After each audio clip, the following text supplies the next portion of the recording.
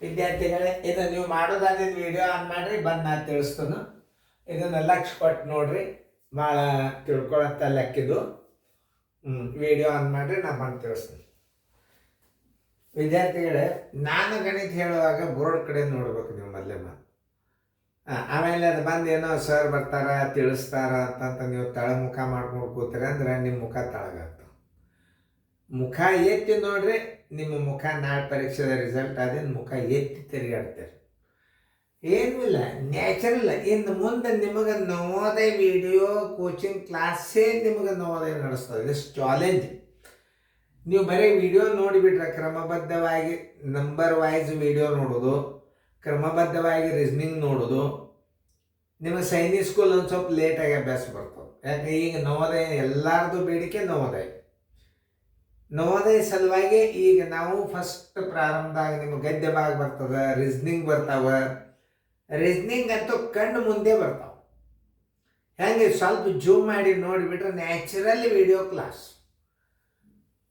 ಆದರೆ ಒಂದೊಂದು ಪೇಜಿದ ಉತ್ತರ ಆಗಿಂದಾಗೆ ಹೇಳಿಬಿಡ್ತೀವಿ ನಾವು. ಆಮೇಲೆ ಈಗ ಇನ್ನೊಂದು, ಈ ಗಣಿತಗಳನ್ನು ನಿಮಗೆ 30ರ ತನಕ ಮಗ್ಗಿ ಭಿನ್ನ ರಾಶಿ, ಲಸ ಮಸ ಇವು ನೀವು ಬೇಸಿಕ್ ಕಲ್ತಿರ್ತೀರಿ. ಈ ಗಣಿತ ಏನು ಬೇರೆ ಆಗುವುದೇ ಇಲ್ಲ. ಆಮೇಲೆ ಕಲಿಬೇಕನ್ನೋ ಭಾವನೆ ಬರಬೇಕು. ಮಕ್ಕಳು ಮಾಡ್ತಾರಿಲ್ಲೋ, ವಿದ್ಯಾರ್ಥಿಗಳು ಸರಿಯಾಗಿ ಗಣಿತ ಮಾಡಿರ್ತಾರಿಲ್ಲೋ, ಇದನ್ನ ತಿಳಿಸಿದಿಂದ ಚೆಕ್ ಮಾಡೋರು ಒಬ್ಬರು ಇರ್ಬೇಕು ನಿಮ್ಮ ಮಗಲ್ಲೇ. ಅಂದ್ರೆ ಭಾರಿ ಕಾಳಜಿ ತಗೊಂಡು ನೀವು ಗಣಿತ ಮಾಡ್ತೀರಿ. ನಿಮಗೆ ನೋಡೋರು ಇದ್ರು ಅಂತಂದ್ರೆ ನೀವು ಗಣಿತ ಮಾಡ್ತೀರಿ.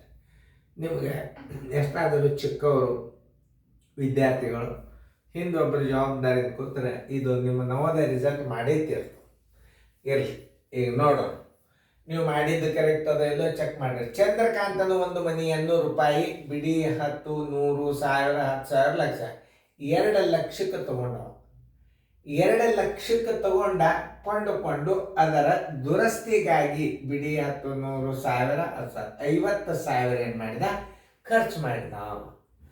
ತಗೊಂಡ 2 ಲಕ್ಷಕ್ಕೆ, ಖರ್ಚು ಮಾಡಿದ 50,000.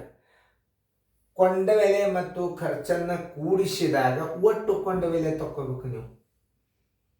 ಯಾವಾಗಲಾದ್ರೂ ಲಾಭ ಹಾನಿ ಸಿಗೋದು ಕೊಂಡ ಬೆಲೆ ಪ್ಲಸ್ ರಿಪೇರಿ ಖರ್ಚ, ದುರಸ್ತಿ ಖರ್ಚ, ಅದು ಕೊಂಡ ಬೆಲೆದಾಗ ಬರ್ತದೆ. ಒಟ್ಟು ಕೊಂಡ ಬೆಲೆ ಅಂದ್ರೆ ಕೊಂಡ ಬೆಲೆ ಪ್ಲಸ್ ಖರ್ಚು ಕೂಡಿಸಿದ್ರೆ ಒಟ್ಟು ಕೊಂಡ ಬೆಲೆ ಆಯಿತು. ಮುಂದೆ ನೋಡೋಣ. ಅದರಲ್ಲಿ 20% ಲಾಭ ಪಡೆಯಬೇಕಾದರೆ 20% ಅಂದ್ರೆ ಏನು? 100 ಕೊಂಡ ಬೆಲೆ ಇರ್ತದ, 20 ರೂಪಾಯಿ ಲಾಭ. 100ರೊಳಗೆ 20 ಕೂಡಿಸಿದ್ರೆ ಎಷ್ಟಾಯ್ತು? 120 ಆಯ್ತು. 100 ಕೊಂಡ ಬೆಲೆ ಇತ್ತು ಅಂದ್ರೆ 120 ರೂಪಾಯಿ ಮಾರಾಟದ ಬೆಲೆ ಆಗ್ತದೆ. 2,50,000 ರೂಪಾಯಿ ಕೊಂಡ ಬೆಲೆಗೆ ಎಷ್ಟು ಮಾರಾಟದ ಬೆಲೆ ಆಗ್ತದೆ? ಇಷ್ಟು ಮಾಡಿಬಿಟ್ರೆ ಲೆಕ್ಕ ಬಂತೆ. ಇಷ್ಟು ಹೇಳಿದ್ರ ಮೇಲೆ ಎಷ್ಟೋ ವಿದ್ಯಾರ್ಥಿಗಳು ಮಾಡ್ತಾರೆ. ಈಗ ನಾ ರೀತಿ ಪ್ರಕಾರ ಕಲಿಸ್ಕೊಂಡು ನೋಡ್ರಿ. ಕೊಂಡ ಬೆಲೆ ಬರೋಬ್ಬರಿ, ಕೊಂಡ ಬೆಲೆ ಬರೋಬ್ಬರಿ. ನಾನು ರೀತಿ ಪ್ರಕಾರ ಕಲಿಸ್ತೀನಿ.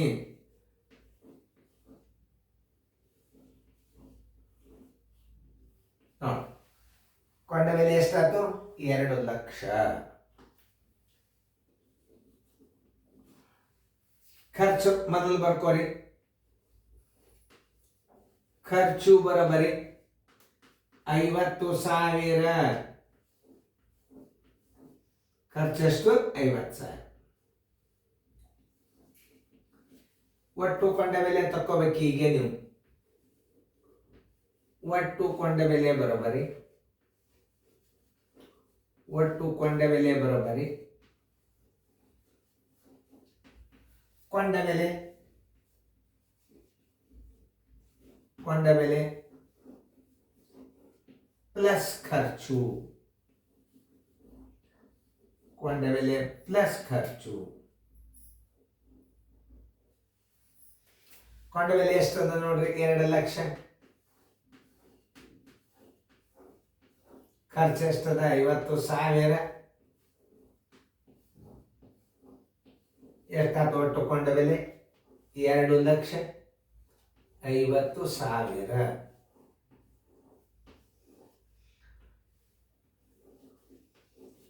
ಒಟ್ಟು ಕೊಂಡ ಬೆಲೆ ಎಷ್ಟು ಬಂತು? 2,50,000 ಆಯ್ತು. ಇನ್ನು ಮುಂದೆ ಏನು ಹೇಳ್ಯಾನ? ಮುಂದಿನ ನೋಡಿ.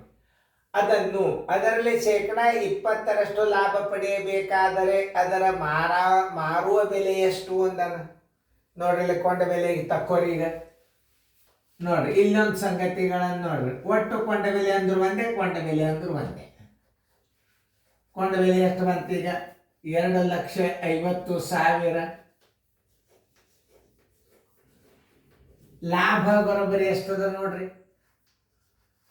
ಲಾಭ ಬರೋಬ್ಬರಿ 20%. ಶೇಕಡ ಮಾರಾಟದ ಬೆಲೆ ಬರೋಬ್ಬರಿ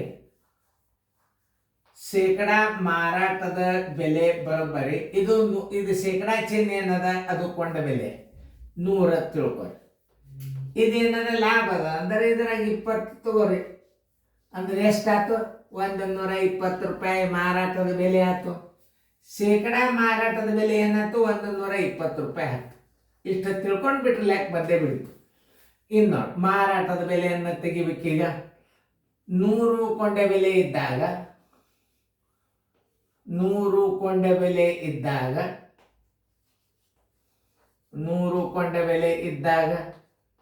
120 ಮಾರಾಟದ ಬೆಲೆ, 20 ಲಾಭ ಅಂದ ನೋಡು. 2,50,000 2,50,000 ಕೊಂಡ ಬೆಲೆ ಇದ್ದಾಗ ಬರೋಬ್ಬರಿ ಮಾರಾಟದ ಬೆಲೆ ಎಷ್ಟು? 2,50,000 ಗುಂಡ್ಲೆ 120 ಸರ್ವಾಸ್ ಬಾಗಲೆ 100. ಏನಿಲ್ಲ, ಈ ಪೂಜೋತು ಈ ಪೂಜೋತು ತಪ್ಪಲಾರ್ದ ಏನು ಮಾಡಬೇಕು? 2,50 ನೋಡ್ರಿ. 2,50 ಮುಂದೆ 2 0 ಗುಂಡ್ಲೆ 12. ಒಟ್ಟೆ ತಪ್ಪಬಾರ್ದು, ಯಾಕಂದ್ರೆ ಮಾರ್ಕ್ಸ್ ಹೋಗ್ಬಾರ್ದು. ನಾವು 12 ಪೂಜಿ 12 ಪೂಜಿ 12 ಪೂಜಿ 12 5 60 ಕೈಲ ಬಂತು 6. 12 2 24 1 6 30 ನೋಡಿ. ಬರೋಬ್ಬರಿ 3 0 0 3 0 ಎಷ್ಟಾಯ್ತು ನೋಡ್ರಿ ಮಾರಾಟದ ಬೆಲೆ. ನೋಡ್ರಿ ನಮಗೆ ಬಿಡಿ 10 100 1000 10,000 ಲಕ್ಷ 3 ಲಕ್ಷ ಮಾರಾಟದ ಬೆಲೆ ಆಯ್ತು. ಶೇಕಡಾ 20 ಲಾಭ ಬರಬೇಕಾದ್ರೆ ಎಷ್ಟಾಯ್ತು? 3 ಲಕ್ಷ ರೂಪಾಯಿ ಮಾರಾಟದ ಬೆಲೆ ಆಯಿತು. ಇದನ್ನ ಸರಿಯಾಗಿ ತಿಳ್ಕೊಂಡು ಬಿಟ್ರೆ ಗುಣಾಕಾರ ಯಾಕೆ ನಾ ಈ ಕಡೆ ಕಚ್ಚಡ ಮಾಡಿದ ತಪ್ಪಬಾರದು. ಸರಿಯಾಗಿ ಅರ್ಥ ಮಾಡ್ಕೊಂಡು ಬಿಟ್ರೆ ಯಾವ ಲೆಕ್ಕನೂ ಬಿರಿಯಲ್ಲ. ತಿಳಿತಲ್ಲ?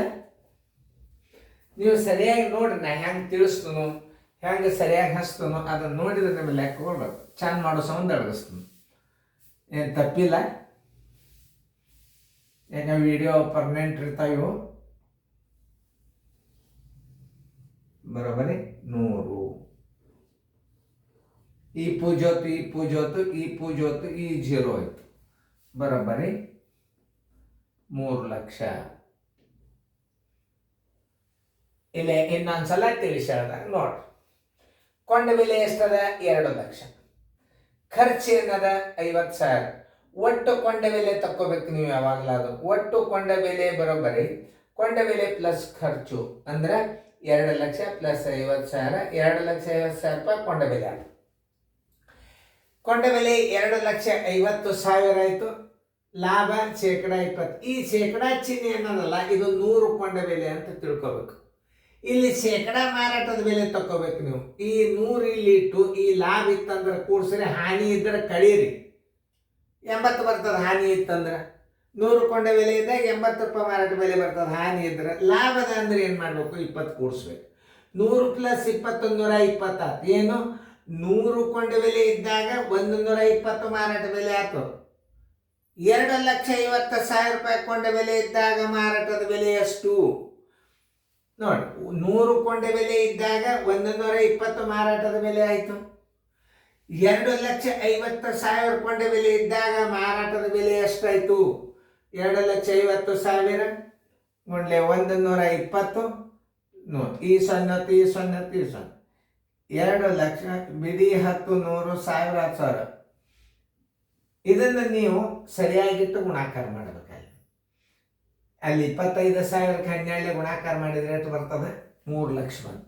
ಇದು ಕಚ್ಚಾ ಗುಣಾಕಾರ ಇರಬೇಕು. ಉತ್ತರ ಬರೋಬರಿ. ಮಾರಾಟದ ಬೆಲೆ ಬರೋಬರಿ. ಮಾರಾಟದ ಬೆಲೆ ಬರೋಬರಿ 3 ಲಕ್ಷ ರೂಪಾಯಿ.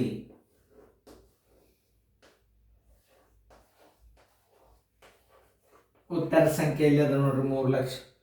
ಪಿಡಿ 10 100 1000 10,000 ಲಕ್ಷ 3 ಲಕ್ಷ. ಉತ್ತರ ಸಂಖ್ಯೆ ಬಿ. ಇಷ್ಟು ಚಂದಂಗೆ ತಿಳ್ಕೊಂಡ ಲೆಕ್ಕಗಳನ್ನು ಒಂದ್ಸಲ ನೋಡ್ರಿ. ಮತ್ತೆ ಇಂಥ ಲೆಕ್ಕಗಳು ಇವು ರೀತಿ ಗಣಿತವು. ಈ ರೀತಿ ಗಣಿತಗಳನ್ನು ನೀವು ಬಹಳ ಒಂದು 2-3 ಸಲ ನೋಡೋದ್ರ ಕಲ್ತು ಬಿಡ್ತೀರಿ. ಆದ್ರೆ ಮೆಂಟಲ್ ಎಬಿಲಿಟಿ ಲೆಕ್ಕ ಅಂತ ಬರ್ತಾವ. ವಿಚಾರ ಮಾಡಿ ಮಾಡತಕ್ಕಂಥ ಲೆಕ್ಕಗಳು ಸರಳೀಕರಣ ಬರ್ತಾವ.